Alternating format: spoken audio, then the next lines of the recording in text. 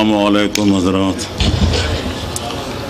اعوذ باللہ السمیع العلیم من الشیطان الرجیم. بسم اللہ الرحمن الرحیم.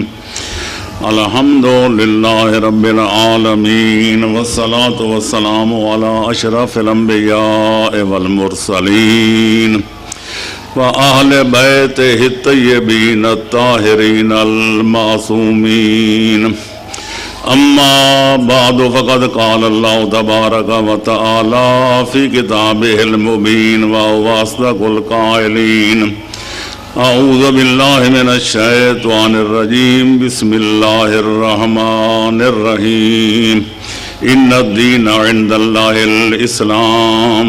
وقال في مقام آخر فمن يبتغ غير الإسلام دينا فلن يقبل منه وهو في الآخرة من الخاسرين. صلوات بڑے محمد علیہ اللهم صل على محمد وعلى محمد وعجل فرجهم.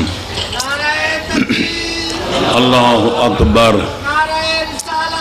یا رسول اللہ یا علی.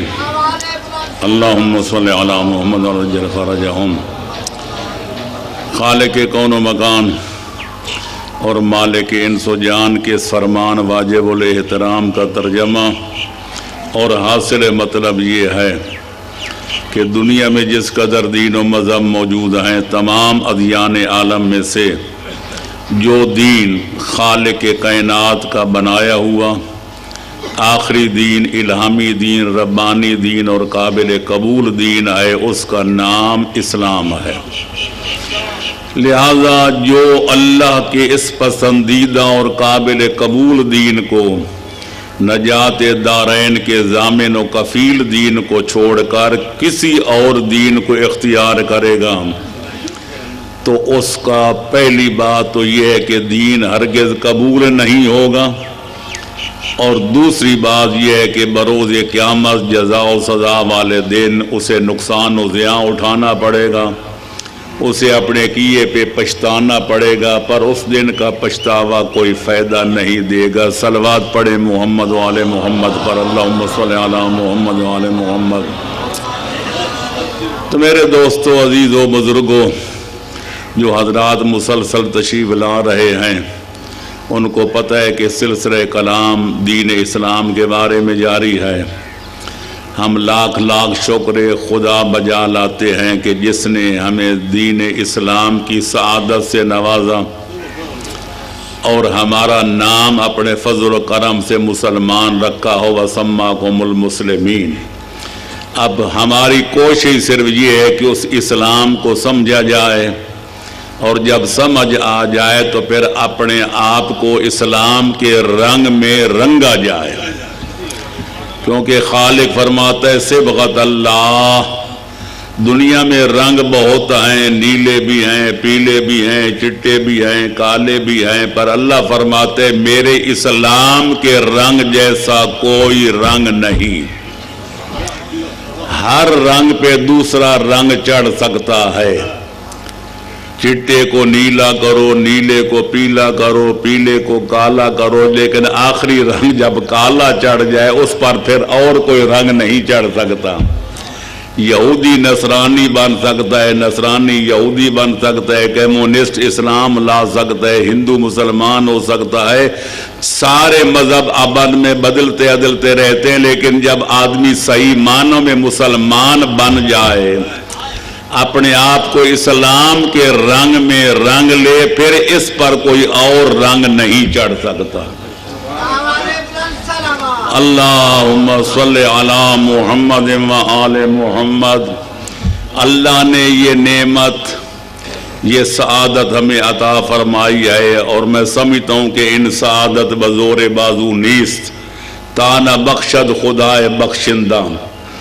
عام طور پر دیکھا گیا ہے کہ لوگ تقلیدی مذہب کے قائل ہیں، جس گھر میں پیدا ہو گئے اسی مذہب پہ جمے ہوئے ہیں. ہندوؤں کے گھر میں پیدا ہوئے تو وہ ہندو بنے، اگر سکھوں کے گھر میں پیدا ہوئے تو وہ سکھ کہلائے، مسلمانوں کے گھر میں پیدا ہوئے تو وہ مسلمان کہلائے. لاکھوں میں کوئی ایک آدھ ہوگا جو بڑے ہو کر تحقیق کرے گا अदियान आलम का तकाबली मुताला करेगा, उलमा के पास जाके बहस व मुबासा करेगा और फिर तहकीकी तौर पे मज़हब को हक समझ कर इख्तियार करेगा। तो अल्लाह का ये भी हम पर एहसान है कि उसने हमें मुसलमान माँ बाप के घर में पैदा किया, तो लिहाजा उसके एहसानात अनगिनत हैं। तो ज़रूरत है कि इस्लाम को समझा जाए और फिर उस पर अमल दरामद किया जाए, ताकि हम सिर्फ नाम के मुसलमान न रहें, सिर्फ ख़ानदान के मुसलमान न रहें, बल्कि काम के मुसलमान बन जाएं। जो हमारे नाम से भी वाकिफ़ न हो, जो हमारे ख़ानदान से भी वाकिफ़ न हो, सिर्फ हमारा काम देखे, अखलाक देखे, अतवार देखे, लैल देखे, नहार देखे, सिफात देखे, आदात देखे, खसाइल देखे, शमाइल देखे, तो पुकार उठे जिस बंदे का ये किरदार है, मोहम्मद अरबी का कलमा धूम नजर आता है। अल्लाहुम्मा सल्ली अला मुहम्मद व आले मुहम्मद। तो लिहाजा मैं अर्ज करूँगा, अकायद पर मुख्तसर गुफ्तगू पहली 2 मजालिस में की जा चुकी। अब फुरूए दीन का जिक्र हो रहा था, तो अगर पूरे फुरूए दीन को अगर उसका तजज़िया किया जाए, उनका जायज़ा लिया जाए, बारीक बीनी से काम लिया जाए, तो बज़ाहिर तो कई इबादात हैं, कुछ मुआमलात हैं, कुछ मुआशरियात हैं, कुछ तमद्दुनियात हैं, कुछ अखलाकियात हैं, कुछ सियासियात हैं, कुछ माशियात हैं। पर सादा तरीके पर तहकीकी नुक्ते नज़र से अगर देखा जाए तो तमाम फुरूए दीन को 2 हिस्सों पर तकसीम किया जा सकता है। एक हिस्से को हुकूकुल्लाह कहते हैं और दूसरे हिस्से को हुकूकुल इबाद कहते हैं। कुछ वो फराइज हैं जो अल्लाह ने अपने बंदों पर अपनी ज़ात के लिए फ़र्ज करार दिए हैं, और कुछ वो फराइज हैं जो खालिक ने हमारे दुनियावी ताल्लुकात को खुशगवार बनाने के लिए, दुनियत को जन्नत नज़ीर बनाने के लिए, हमारी आकबत को सुधारने और संवारने के लिए कुछ लोगों के हुकूक बाद लोगों पर फर्ज करार दिए हैं। अब रहेगी ये बात हुकूकुल्लाह और हुकूकुल इबाद में फ़र्क क्या है, तो मैं मुख्तसर लफ्ज़ों में अर्ज करूँगा। हुकूकुल इबाद उन फ़राइज़ को कहा जाता है कि बंदा अगर अदा करे उस बंदे का फ़ायदा है, किसी और बंदे का फ़ायदा कोई नहीं, और अगर बंदा वो अदा न करे उसका अपना ज़ाती नुकसान है, किसी और बंदे का कोई नुकसान नहीं। जिसके ज़ुमरे में अब नमाज भी आती है, रोज़ा भी आता है और हज बैतुल्लाह भी आती है। एक आदमी पूरी जिंदगी में दिन भर रोज़ा रखे, ते रात हमेशा मुसल्ले पे गुजार दे, ते हर साल अगर पाबंदी न लगे तो हज पर भी यकीनन जाए, लिहाजा उसके नाम अमाल में बेहिसाब रोज़े हों, बेहिसाब नमाजें हों और बेहिसाब हजें हों, उसका तो बेशक बेहिसाब फ़ायदा है, पर उसके नमाज पढ़ने से भूखे का पेट तो नहीं भरेगा, उसके रोज़ा रखने से यतीम पढ़ तो नहीं सकेगा, उसकी नमाज का फ़ायदा हमें तो कोई नहीं होगा, हम उसके रोज़े का फ़ायदा हमें तो कोई नहीं मिलेगा, उसकी हज करने से किसी और बंदे का जिस पर हज वाजिब है वो साके तो नहीं होगा। तो जिसके करने का खुद आदमी को फ़ायदा हो और न करने का ज़ाती नुकसान, उस फ़र्ज को हक़ुल्लाह कहते हैं और उसकी जमा है हुकूकुल्लाह। ते जिस फ़र्ज के अदा करने से मखलूक खुदा का फ़ायदा हो और अदा न करने से मखलूक खुदा को नुकसान पहुँचे, उसको हक़ुल इबाद कहते हैं और उसकी जमा है हुकूकुल इबाद। इसमें माँ बाप के हुकूक हैं औलाद पर, औलाद के हक हैं माँ बाप पर, खामद के हक हैं बीवी पर और बीवी का हक है खामद पर, उस्ताद का हक है शागिर्द पर, शागिर्द का हक है उस्ताद पर, पड़ोसी का हक है पड़ोसी पर, फिर उस पड़ोसी का हक है इस पड़ोसी पर, मुसलमान का हक है मुसलमान पर, फिर उस मुसलमान का हक है इस मुसलमान पर, अहले ईमान का हक है उस मोमिन पर, उस मोमिन का हक है इस मोमिन पर, बिरादरी वालों का हक है बिरादरी वालों पर, ते बिरादरी वालों का हक है इन बिरादरी वालों पर। अल्लाह अकबर, या रसूल अल्लाह, या अली, अल्लाहुम्मा सल्ले अला मुहम्मद व आले मुहम्मद। जब क्योंकि अगर आदमी के हुकूक अदा करे, औलाद माँ बाप का हक अदा करेगी तो माँ बाप की अजमत को चार चांद लग जाएंगे। माँ बाप अपने फ़राइज़ अदा करेंगे तो औलाद का मुस्तकबिल संवर जाएगा। शागिर्द उस्ताद का एहतराम करेगा तो उस्ताद की अजमत में इजाफा हो जाएगा। शागिर्द गुस्ताखी करेगा तो उस्ताद की शान में कमी वाक़या हो जाएगी। पड़ोसी पड़ोसी की इज्जत और नामूस का ख्याल रखेगा, उसकी इज्जत बच जाएगी। अगर लिहाज नहीं रखेगा तो वो जलील और रुसवा हो जाएगा।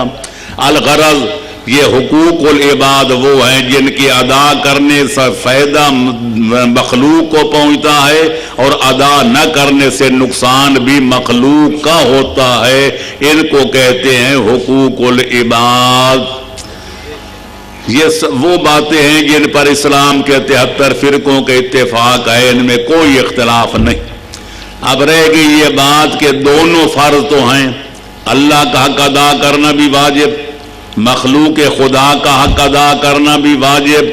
पर सवाल ये है कि अल्लाह ने कायनात में दो चीजें बराबर तो पैदा ही नहीं की, न दो नबी बराबर, तिलका रुसुल फज़्ज़लना बाज़हुम अला बाज़, न दो वली बराबर, न दो वसी बराबर, न दो मोमिन बराबर, न दो बेईमान बराबर, न दो आलिम बराबर, न दो जाहिल बराबर, न दो नेकूकार बराबर, न दो बदकार बराबर, न दो अक्लमंद बराबर, न दो अहमक बराबर। अल्लाह ने 5 उंगलियां भी बराबर पैदा नहीं की।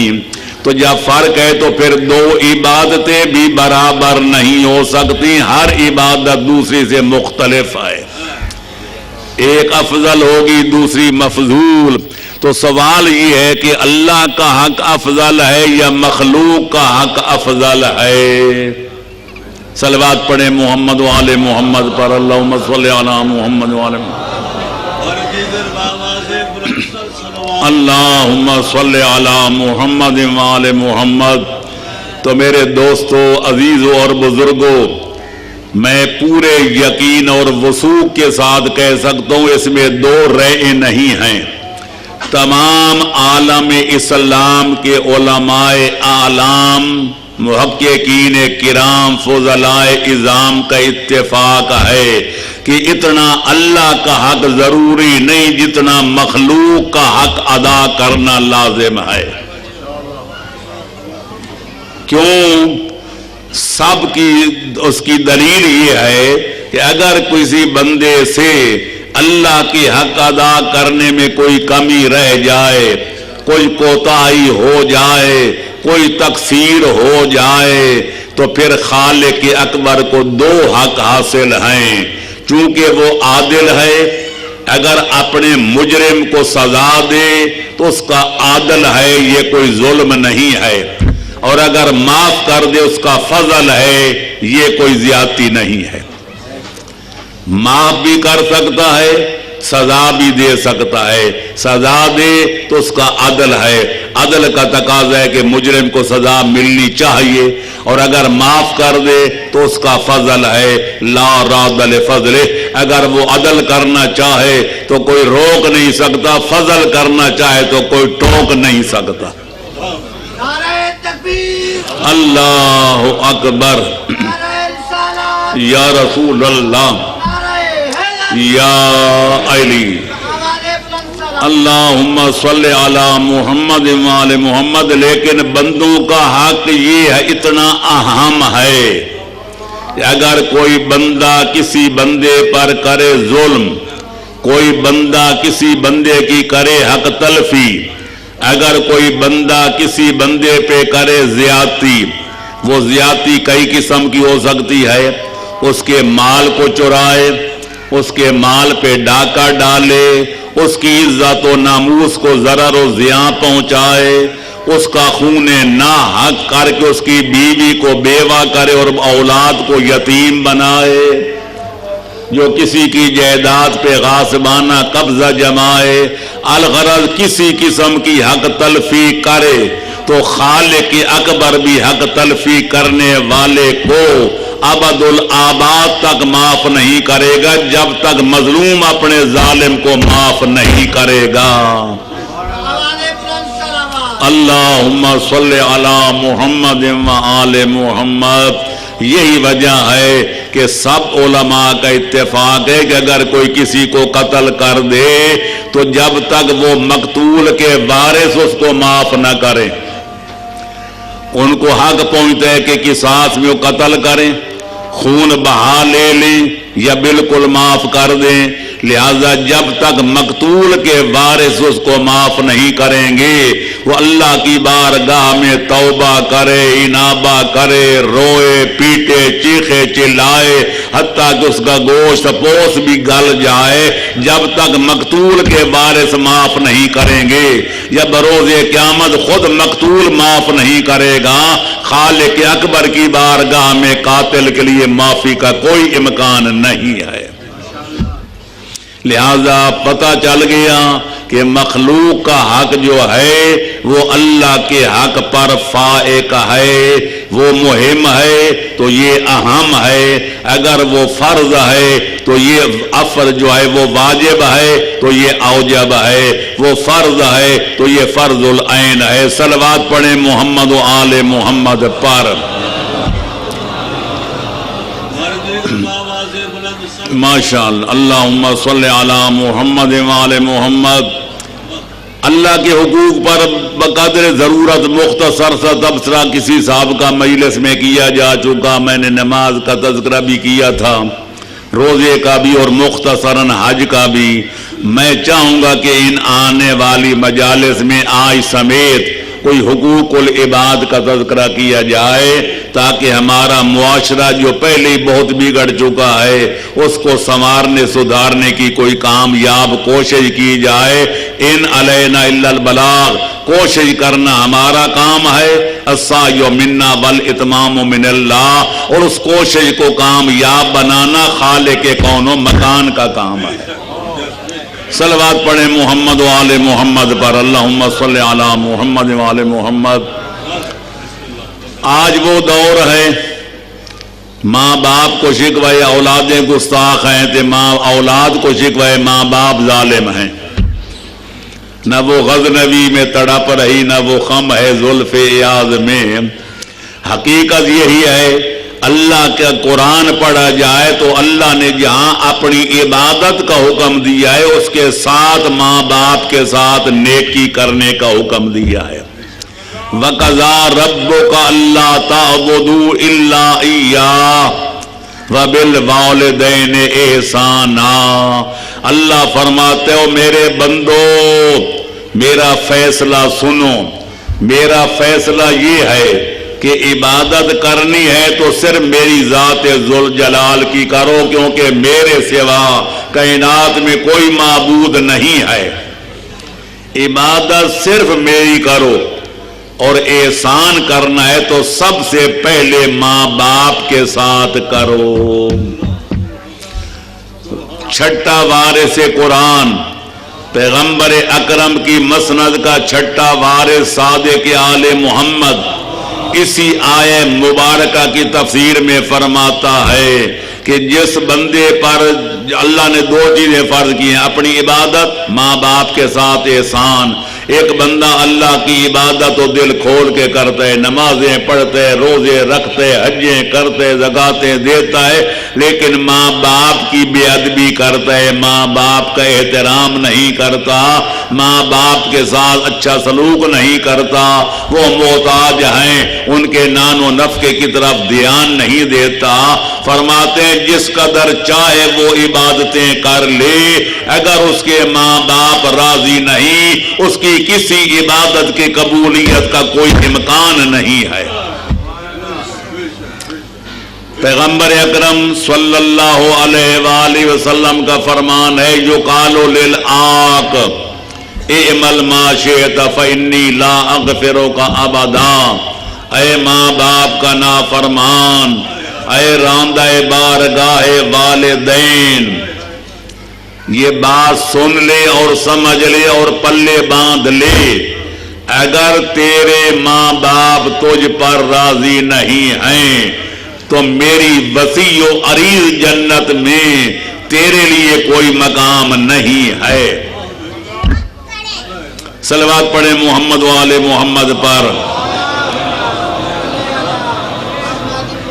کئی لوگوں سے سنا گیا ہے جی ہم عالم فاضل ہیں تو ہمارے ماں باپ بالکل جاہل مطلق ہیں، ہم نیکوکار ہیں تو ہمارے ماں باپ معاذ اللہ بڑے بدکار ہیں، تو ان کی اگر تعظیم نہ کی گئی تو کیا فرق پڑ جائے گا؟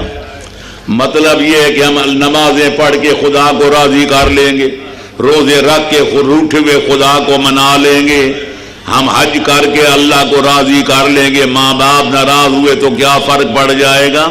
تو میں ان سے کہوں گا کہ گناہگار ہونا زیادہ جرم ہے یا کافر ہونا زیادہ جرم ہے؟ اللہ فرماتے اگر تمہارے ماں باپ کافر و مشرک ہی کیوں نہ ہوں،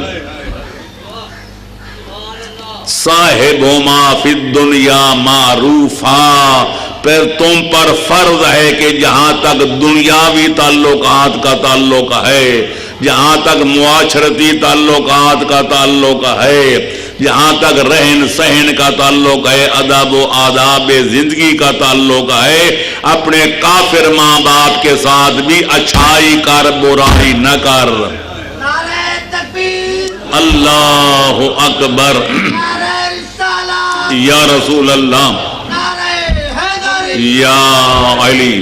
ہاں، اللہم صلی علی محمد وآل محمد۔ خالق اکبر نے صرف ایک استثناء کیا، اگر تیرے ماں باپ کافر و مشرک ہوں، ان کو اچھا کھلا، اچھا پلا، سلا، جگا، سب خدمت فرما، لیکن اگر وہ تجھے کہیں بیٹا تو بھی کافر بن جا، بیٹا تو بھی ہماری طرح بتوں کی پوجا پاٹ کر ہمارا ہم مسلک ہو جا، ان جاہداک اعلان تشرک بی ما لیس لک بہ علم، اگر تجھے شرک کرنے پر آمادہ کریں جس کا تجھے اور ان کو علم نہیں ہے تو فلا تطعہما، ان کی اطاعت نہ کرنا، کیونکہ جہاں میری نافرمانی لازم آئے، مولا علی فرماتے وہاں کسی مخلوق کی اطاعت جائز نہیں ہے۔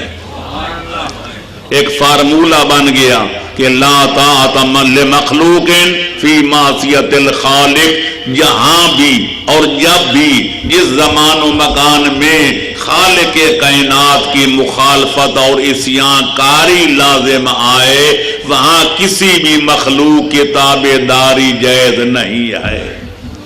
لہذا جب کافر ماں باپ کے ساتھ بھی اللہ احسان کا حکم دیتا ہے، بھلائی کا حکم دیتا ہے، اچھائی کا حکم دیتا ہے، تو تم کون سو ہو ان کا محاسبہ کرنے والے؟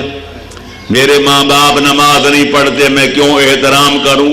او میاں تیرا فرض ہے احترام کر، تو جنت میں جائے گا، اگر نہیں پڑھتے خدا جانے اور تیرے ماں باپ جانے، تو ان کا متصب تو نہیں ہے۔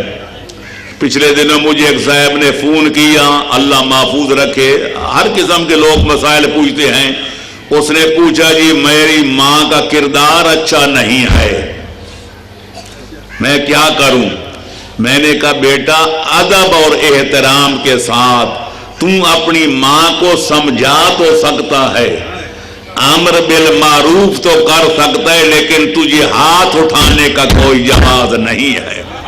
نعرہ تکبیر، اللہ اکبر، نعرہ رسالت، یا رسول اللہ، या अली। आवाज़ बुलंद सलावत। अल्लाहुम्मा सल्ली अला मुहम्मद वाले मोहम्मद। मासूम फरमाते हैं दुनिया में वाजिब नफ़क़ा जब तक औलाद बालिग न हो जाए, कमाने खाने के काबिल न हो जाए, औलाद का नान व नफ़क़ा वालिदैन पे वाजिब होता है।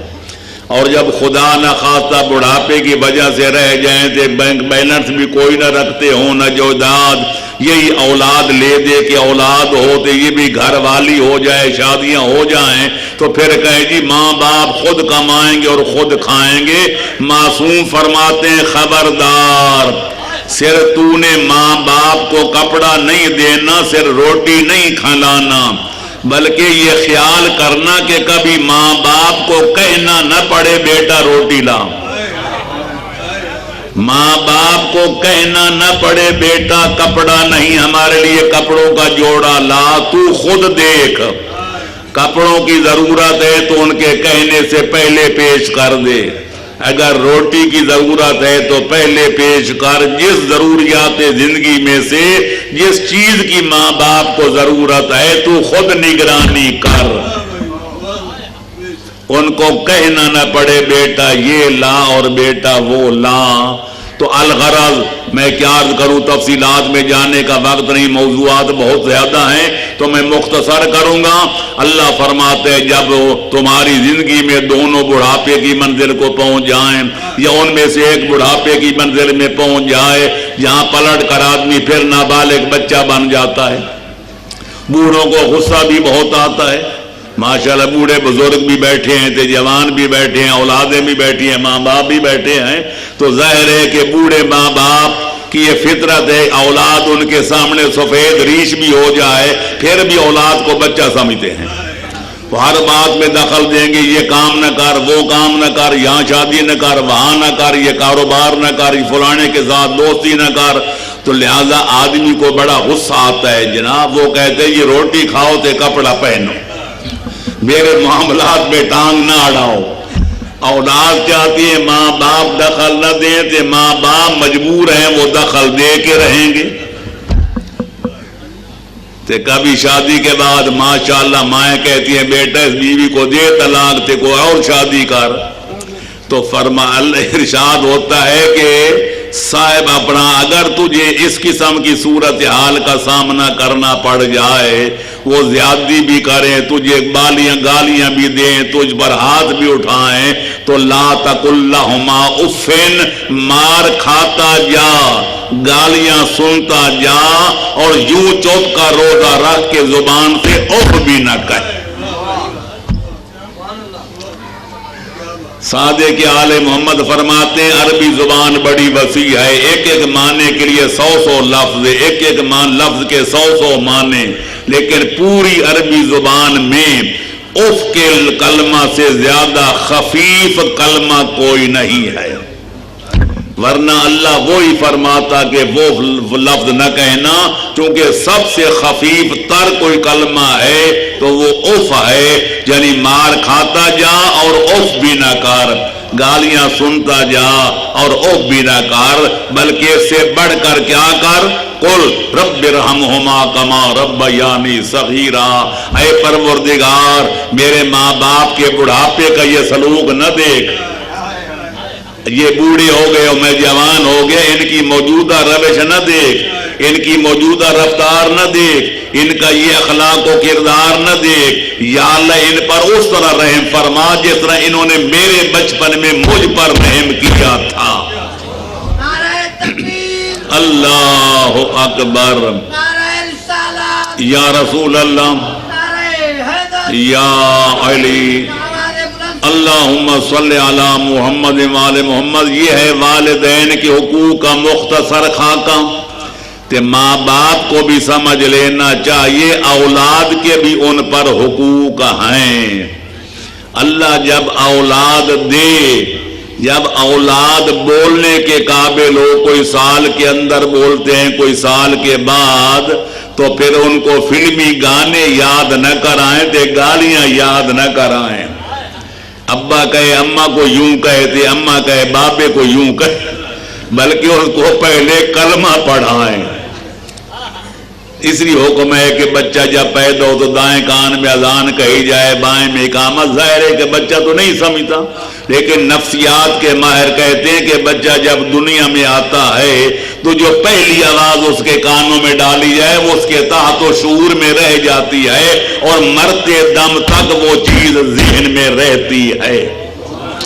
لہذا اس کے کلمہ پڑھاؤ، یا 5 برس کا ہو جائے پہلے اس سے پہلے پھر اس کو اصول فروض دین یاد کراؤ، 5 برس کا ہو جائے تو نماز پڑھاؤ، 7 برس کا ہو جائے تو 7 کھڑے کر کے اس کو نماز پڑھانے عملی طور پر ٹریننگ دو، 10 برس کا ہو جائے تو پھر بھی نہ پڑھے تو پھر چماٹے مار کے پڑھاؤ، تاکہ بالغ ہونے سے پہلے نماز کا عادی بن جائے۔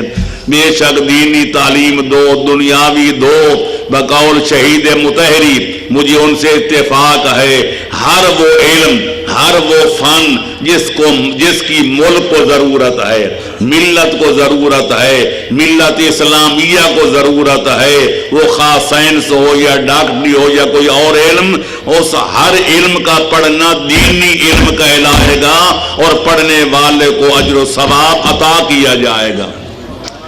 لہذا اس کے بعد ماں باپ جو اس کو روزہ رکھوائیں تو وہ بھی اس طرح کبھی گھنٹے کا کبھی 2 گھنٹے کا، تاکہ بالغ ہونے سے پہلے روزے کا عادی ہو جائے۔ تو اس کے بعد شفقت کریں، چھوٹی موٹی غلطی ہو جائے تو پیار کے ساتھ سمجھائیں۔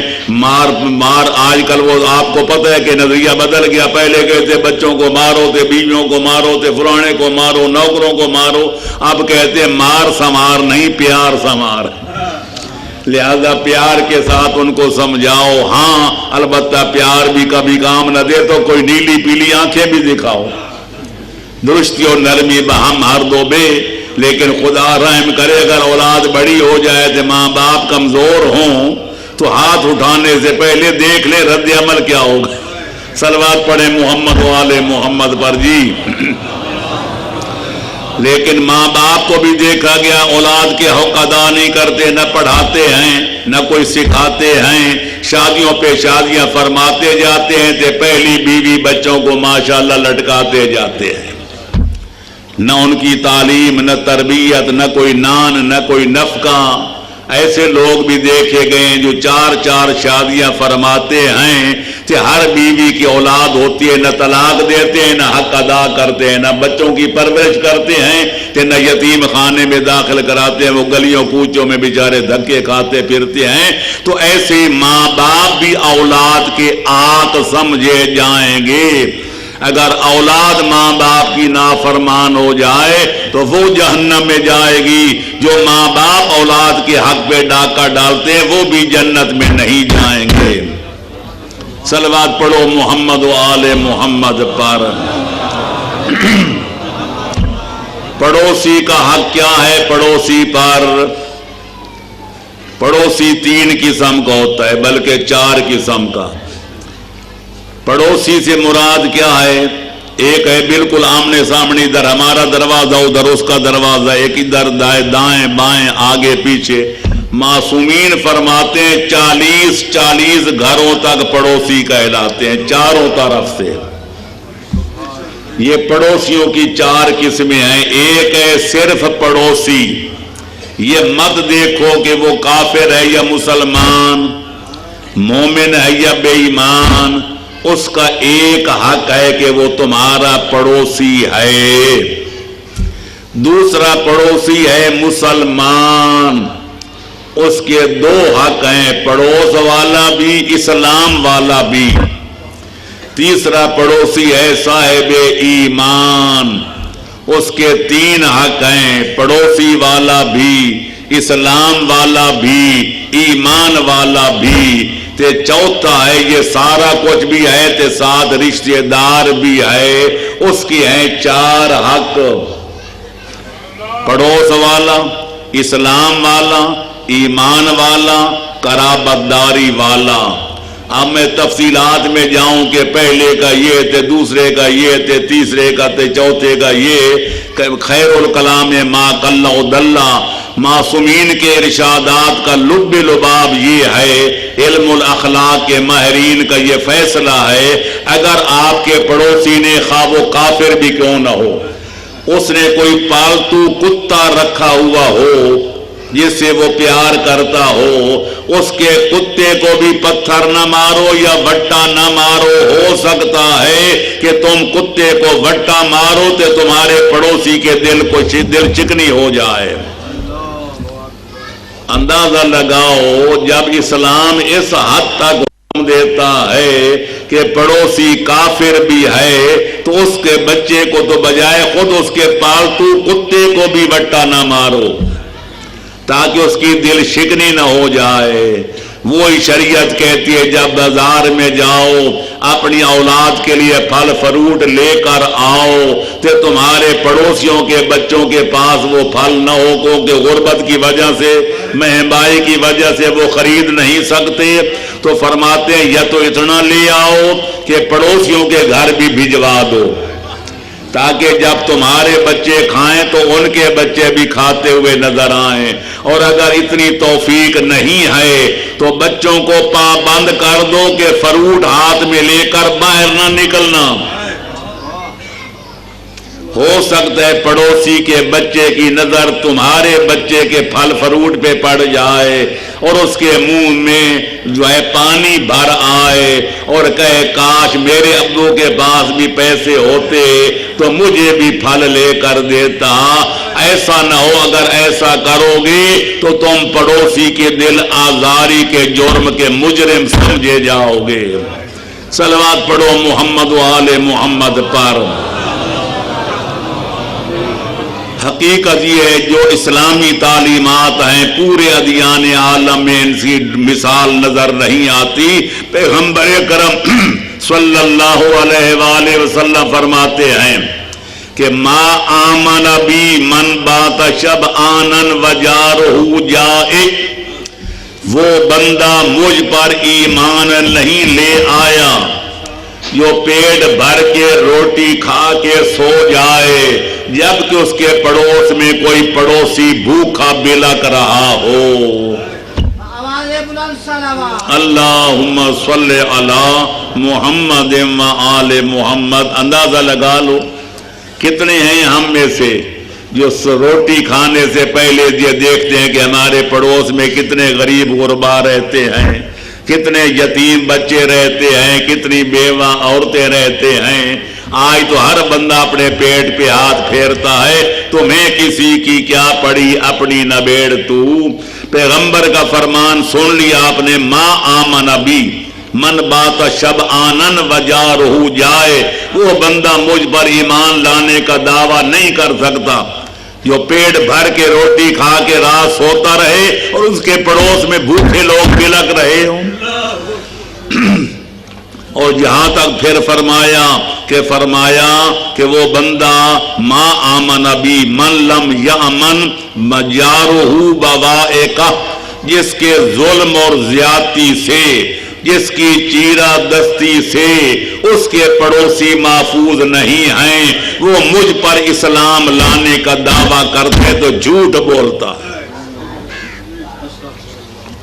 पड़ोसियों के साथ लड़ाई भिड़ाई, तेरे बच्चे ने मेरे बच्चे को यूं कहा तो उसके बच्चे को थप्पड़ मार दिया, किसी की इज्जत पे हमला कर दिया, किसी के खिलाफ मुकदमा दायर कर दिया, किसी का गिला, किसी का शिकवा, किसी की शिकायत, किसी को मार, किसी को पीट।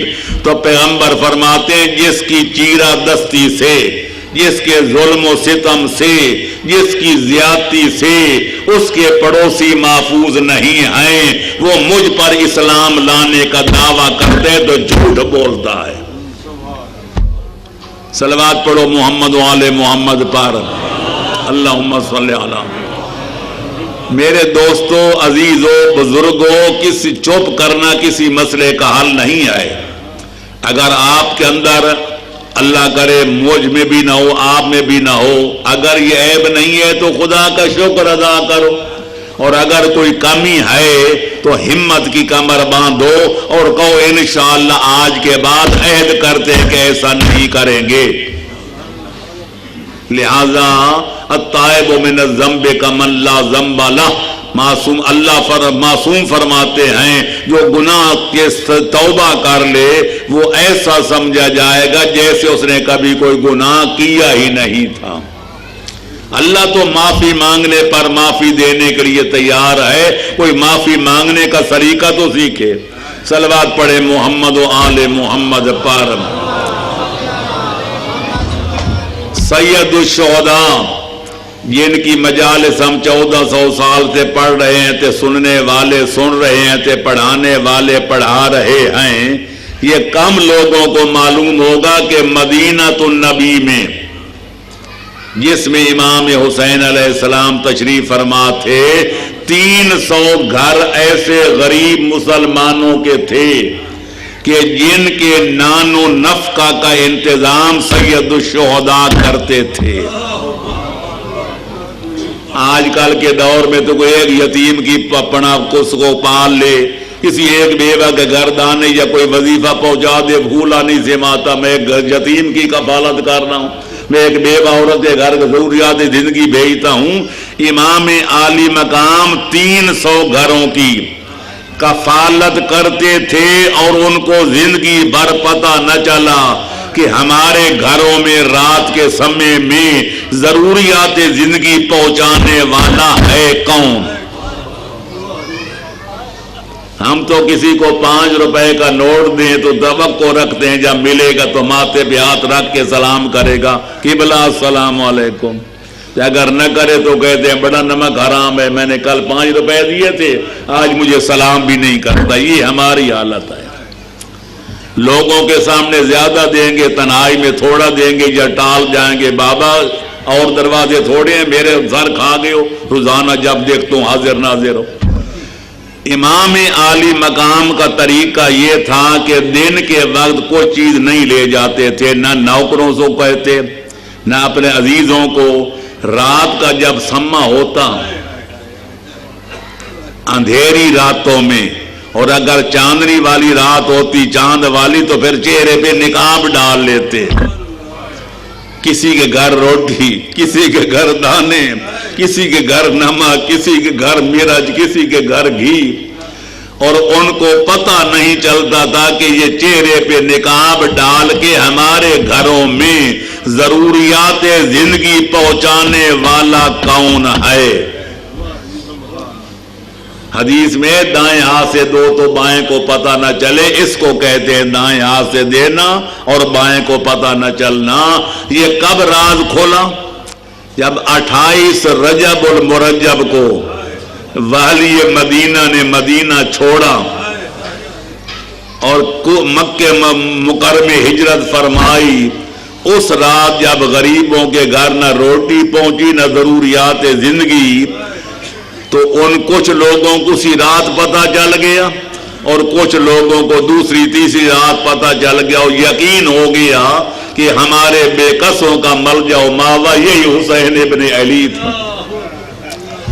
آج ان کے نام لیوے عزاداری پر تو بہت خرچ کرتے ہیں، امام کے نام پر بہت کچھ خرچ کرتے ہیں، لیکن اپنی برادری کا، پڑوسیوں کا، غریب مسلمانوں کا، اہل ایمان کا، یتیموں کا، بیوگان کا اگر ہم خیال نہیں رکھتے تو پھر ماننا پڑے گا کہ امام کا نام تو لیتے پر امام کے کام سے ہمیں کوئی کام نہیں ہے۔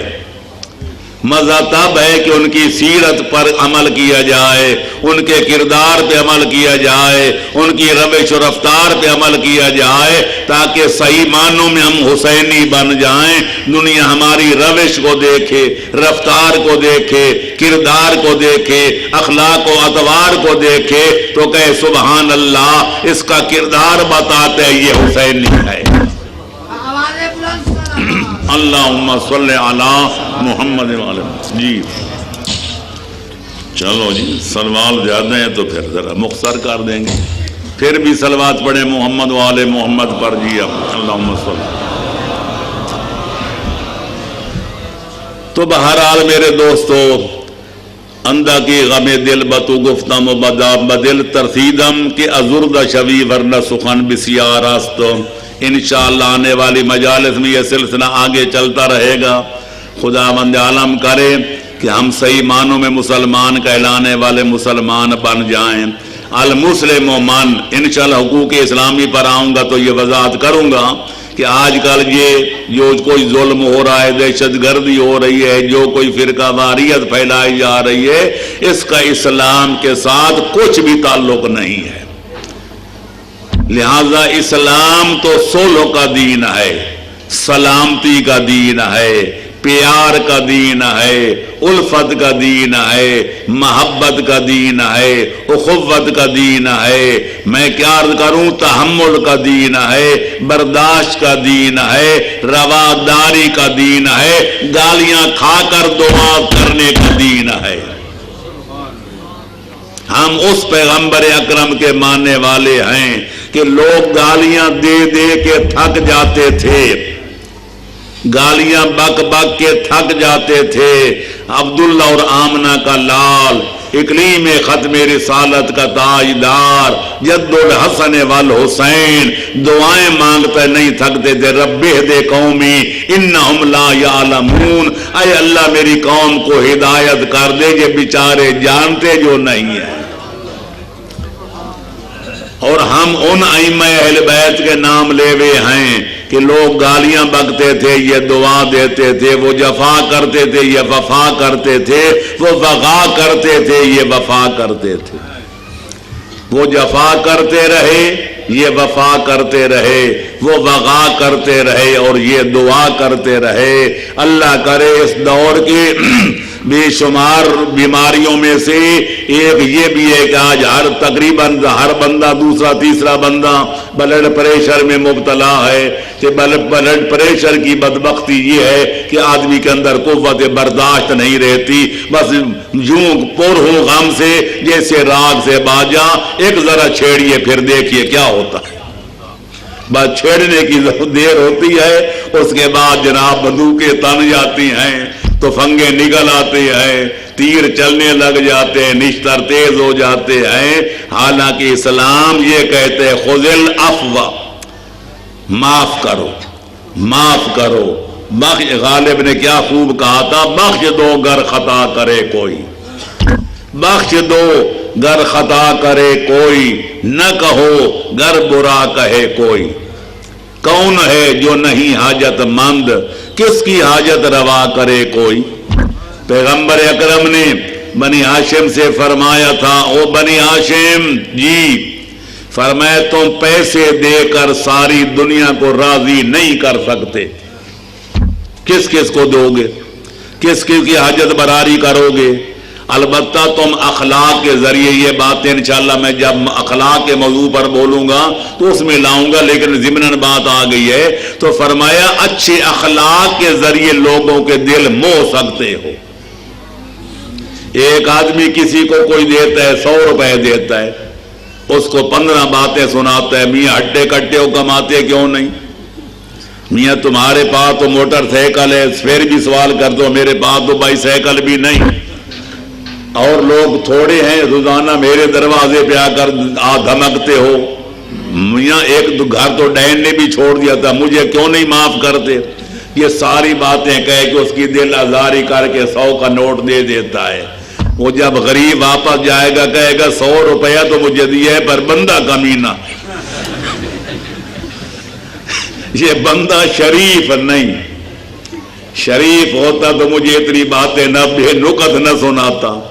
तो एक दफा आपकी जेब खाली है या चलो पैसा है, आप बड़े अखलाक और मुरव्वत के साथ, क्योंकि हदीस में वली साइल हक़्क़ुन वलौ जा रहा के बा, साइल का हक बनता है उसको कोई दिया जाए, खा सवारी पे सवार होके भी क्यों ना आए, खा घोड़े पे सवार होकर आए या किसी कार पे सवार होकर आए या किसी मोटरसाइकिल पर या बाईसाइकिल पर, लेकिन अगर वो हाथ फैलाता है तो उसको झिड़को भी ना, ते खाली भी ना लौटाओ, कुछ दे दो।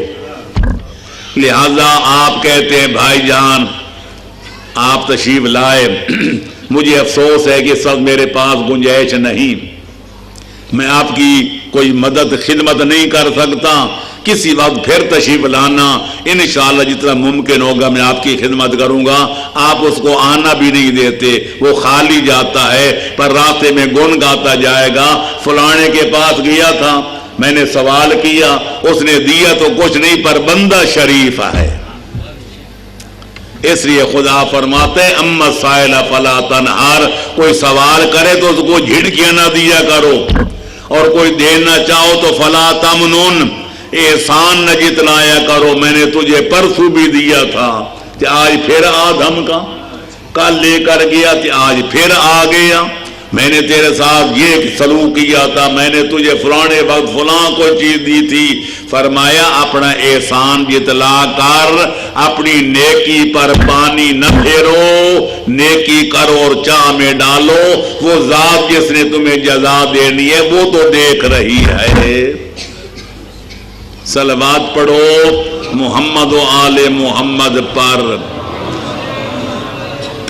हम उन अहले बैत नबुव्वत के मानने वाले हैं। आखिरी जुमला आज तकरीर खत्म करूंगा कि जिन्होंने अपनी रोटियां इफ्तारी के टाइम एक दिन यतीमों को दे दी, दूसरे दिन मिस्कीनों को दे दी, तीसरे दिन कैदियों को दे दी। तीसरे दिन जब सारे यतीम मिस्कीन और असीर शुक्रिया अदा करने के लिए आए तो आले मोहम्मद ने जो लफ्ज कहे थे वो जब अल्लाह ने कुरान की आयत बना के उतार दी, इन्नमा नुतइमुकुम लिवजहिल्लाह, हम अल्लाह की खुशनुदी की खातिर तुम्हें खाना खिला रहे हैं।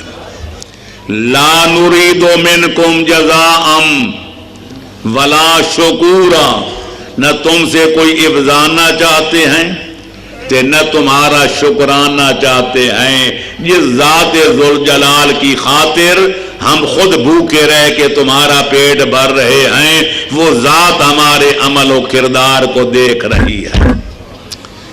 आले मोहम्मद के खुलूस में डूबे हुए जुमले खालिक अकबर को कुछ ऐसे पसंद आए, उसने शुक्रिया की आयत नाजिल कर दी। वकान सायुकुम मशकूरा, ऐ अहले बैत नबुव्वत, अगर आप यतीमों मिस्कीनों कैदियों का शुक्रिया कबूल नहीं करते, मैं खालिक के कौनो मकान, मैं मालिक के दो सरा तुम्हारा शुक्रिया अदा करता हूं। सलवात पढ़े मोहम्मद वाले मोहम्मद पर।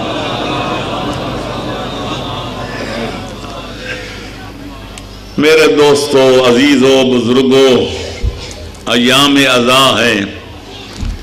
पैगंबर अकरम की एक हदीस है जिसको इस्लाम के सारे फिरकों ने अपनी अपनी किताबों में लिखा, दर्ज किया और बड़ी वजाहतें की कि मसल अहले बैती का मसल सफीनत नूह, मन रकबहा नजा व मन तखल्लफ अन्हा ज़ल्ला फग़रक़ा व हवा। मेरे अहले बैत की मिसाल कश्ती नूह जैसी है, जो इस पे सवार हो जाएगा वो पार हो जाएगा, जो इससे मुंह मोड़ेगा वो दुनिया में गुमराह हो जाएगा और मरने के बाद जहन्नम में गिर के तबाह हो जाएगा। लेकिन अफसोस से कहना पड़ता ही काफिर न कुनद आंचे मुसलमान करदंद, बजाय इसके कि इस कश्ती नजात पे मुसलमान सवार होते और अपनी नजात उखरवी का कोई इंतजाम करते, अपनी आकबत को संवारते। कुछ बदकिस्मत लोगों ने यह फैसला कर लिया कि कश्ती तोड़ के रहेंगे, कश्ती का फट्टा फट्टा अलग करके रहेंगे, इसके टुकड़े टुकड़े करके रहेंगे। तो ये अहले बैत कौन हैं? ज़ाहिर है कि मौला अली पहले नंबर पे, खातून क़यामत दूसरे नंबर पे, हसनैन शरीफैन तीसरे चौथे नंबर पे। तो मैं पूछना चाहता हूँ आलम इस्लाम से, इस कश्ती का कोई पुर्जा दुनिया के जुल्म से बच के गया? खातून क़यामत पैगंबर अकरम की इकलौती बेटी, अगर कोई और थी तो पहले वफात पा गई थी, जब पैगंबर का इंतकाल हुआ तो सिर्फ खातून क़यामत थी। میں دوسرے بھائیوں کی بات بھی مان لوں تو اس وقت سب مانتے ہیں کہ اکلوتی بیٹی زندہ تھی. میں کہتا ہوں بی بی تو کو توقع تھی, کل پڑھ چکا کہ میرے بابے کا پرسہ دیں گے, میرے غم میں برابر کے شریک بنیں گے, لیکن جو ان کے ساتھ کیا گیا وہ آپ جانتے ہیں کہ میں کل پڑھ چکا ہوں. دیکھنا یہ کہ حیدر کرار کے ساتھ دنیا نے کیا سلوک کیا. میں تفصیلات میں نہیں جا سکتا, اتنا عرض کروں گا کہ پہلے مولا کو گھر میں بٹھا دیا گیا. 25 سال کوئی معمولی مدت نہیں, اور صبر و شکر کے ساتھ مولا نے وقت گزار دیا, کوئی دخل نہیں دیا. لیکن جب ظاہری اقتدار مولا کو ملا تو مولا کو ایک دن چین کا ساتھ نہیں لینے دیا, سکھ کا ساتھ نہیں لینا دیا. کبھی کوئی جنگ, کبھی کوئی جنگ, کبھی کوئی جنگ. اور آخر میں ماہ رمضان سے بڑھ کر مقدس مہینہ کوئی نہیں, نماز سے بڑھ کر عبادت کوئی نہیں, مسجد خانہ خدا سے بڑھ کر کوئی جگہ نہیں. لیکن حیدر کرار کو اللہ کے گھر میں حالت روزہ میں اور حالت نماز میں بھی امان نہ مل سکی. ظالموں نے 1000 درہم خرچ کر کے زہر خریدی, 1000 درہم جو ہے اس کی تلوار خریدی, پھر تلوار کو زہر میں بجھایا گیا. جب مولا پہلی رکعت کے سجدے میں گئے تو ابن ملجم مرادی ملعون نے ایسا بھرپور وار کیا, میرے آقا مظلوم کے سر اقدس کے 2 ٹکڑے ہو گئے. کوئی اور روتا روتا دھوتا, کوئی ناشکری کے کلمے کہتا, لیکن کائنات قربان ہو جائے علی ولی کے صبر و اطمینان اور سکون اور ایمان پر کہ پہلا جملہ جو علی کی زبان سے نکلا وہ یہ تھا کہ بسم اللہ و باللہ و علی ملت رسول اللہ. دوسرا جملہ حیدر کرار کی زبان حق ترجمان سے نکلا اور فضا میں گونجا وہ یہ تھا کہ فزت برب الکعبہ, مجھے کعبہ کے رب کی قسم علی آج اپنے مقصد میں کامیاب ہو گئے. شہزادہ امام حسن نے آگے بڑھ کے نماز مکمل کرائی. مولا نے بیٹھ کر اشارے سے نماز پڑھی, سلام پھیرا, چادر بچھائی. دونوں شہزادوں نے اپنے زخمی بابے کو چادر پہ لٹایا. ایک طرف سے امام حسن نے, دوسری طرف سے امام حسین نے, تیسری طرف سے ابو الفضل العباس نے اپنے زخمی بابے کو اٹھایا. اور جب بیت الشرف میں لے کر گئے تو میں کیا عرض کروں, دعا کرو کسی عظیم باپ کی عظیم بیٹیاں یہ صدمہ نہ دیکھیں جو پہلے نانے کی موت کا صدمہ سہ چکی تھی, پھر اپنی مادر گرامی کی وفات کا صدمہ برداشت کر چکی تھی. یہ مولا علی ان کے لیے بحیثیت نانا بھی تھے, بابا بھی تھے اور شفیق ماں بھی تھے. جب دیکھا ان کا سایہ بھی سر سے اٹھ رہا ہے, علماء لکھتے ہیں بیویاں اتنی بلند آواز سے روئی کہ آسمان کے فرشتے بھی رونے لگ گئے. حیدر کرار نے آنکھیں کھولی, فرمایا حسن بیٹا دروازے پہ چلے جاؤ. کیوں ماں باپ؟ فرمایا میرے اصحاب کھڑے, ان سے کہہ دو اپنے اپنے گھروں کی طرف چلے جائیں. علماء کا خیال ہے کہ غیرت مند امام برداشت نہ کر سکا کہ کہیں میرے بیٹیوں کی رونے کی آواز میرے صحابیوں کے کانوں کے پردوں سے نہ ٹکرا جائے. میں اعتراض کروں گا, میرا والی نجف آقا اور مجسمہ غیرت و شہادت آقا سن 61 ہجری میں شہادت حسین کے بعد آپ کی جنت میں کیا حالت ہوئی ہوگی جب یہی آپ کی شہزادیاں ہوں گی. اسی یہ کوفے کا بازار بھی ہوگا, دربار بھی ہوگا, تیری بیٹیوں کے سر پر کوئی چادر نہیں ہوگی. اور جب دربار میں لائی جائیں گی تو بی بی ایک کونے میں جا کر بیٹھ جائیں گی. ابن زیاد ملعون کی جب نظر پڑے گی پوچھے گا من ہی, یہ میری اجازت کے بغیر بیٹھنے والی بی بی کون؟ وہ بی بی کون؟ درباری بتائیں گے حاضر ہی زینب وَتِلْكَ أُمُّ كُلْثُوم، اے کاش کہ قیامت کا کوئی جھٹکا آ جاتا اور کوفہ برباد ہو جاتا، لوگ اندھے ہو جاتے، پر علی کی بیٹیوں کا یہ دردناک منظر نہ دیکھتے۔ چادر تطہیر کی مالک بیویاں کو جا، کوفے کے بازار و دربار کو جا اور ان کا سر ننگے وہاں لایا جانا کو جا۔ الا لعنت اللہ